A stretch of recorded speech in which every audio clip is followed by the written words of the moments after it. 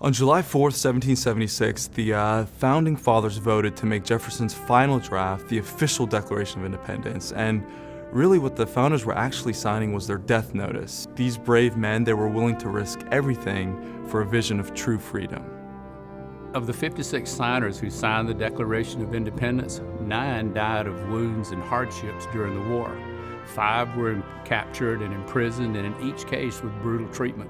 12 signers had their homes completely burned to the ground, and 17 lost everything they owned, yet not one renounced or went back on his pledged word. So why did the founders and the people risk everything? They risked their lives and their fortunes and their sacred honor. No event like this had ever occurred. It had never been seen before.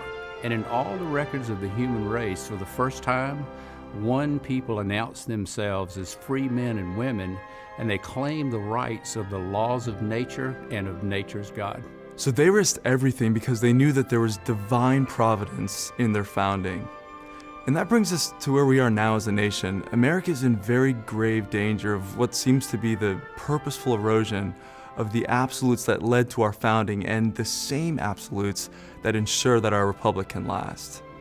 So what we're doing is starting a class at Church of the Apostles in Atlanta to look into exactly what the founders knew, what they believed, and what they actually wanted to accomplish.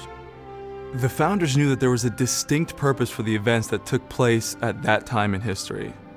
The founders knew that the Bible held the key to good government, to true liberty, and to happiness in life. The founders knew that God was directly involved in the daily lives of His people and that He would answer their prayers. The founders knew and understood well that freedom in society, it never lasts on its own. They looked all across the world. They studied the Greeks, the Romans, Aristotle, Cicero, and they saw that freedom didn't last without the unchanging moral absolutes that could only be found in God's Word. And without God, free societies didn't have a good track record. See, as an American, and more importantly as a child of God, we were fearfully and wonderfully made. Society will tell you that being here is somewhat accidental, that there's really no purpose in your existence. But see, God is telling you there is no accident, that you are God-designed. As believers, many times we go through life as the king's kids in an enemy-occupied land, seemingly powerless and incidental. Remember, we are sons and daughters of the King.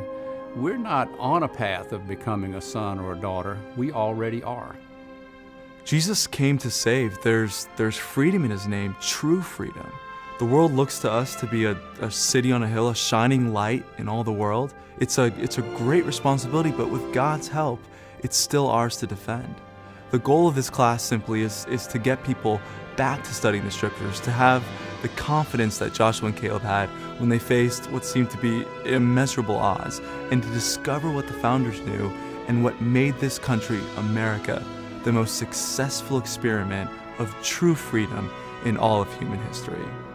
Join us at Church of the Apostles as we unpack what the founders knew and what led to the most successful experiment of freedom in all of human history. We'll see you then.